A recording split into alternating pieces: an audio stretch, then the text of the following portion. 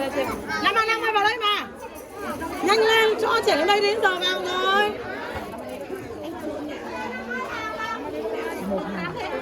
Cho ăn nhiều gì hả?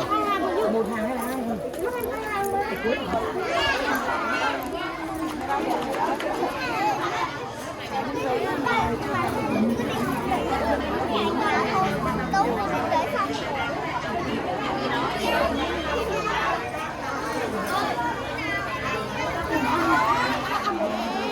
Số nha. Vào một hàng luôn đi.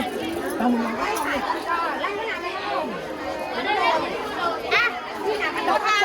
Mình đi thì mình mới cho có váy nhé. Mình làm chưa mình.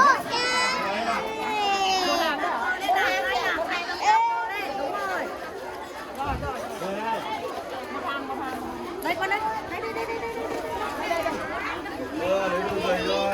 Một hàng.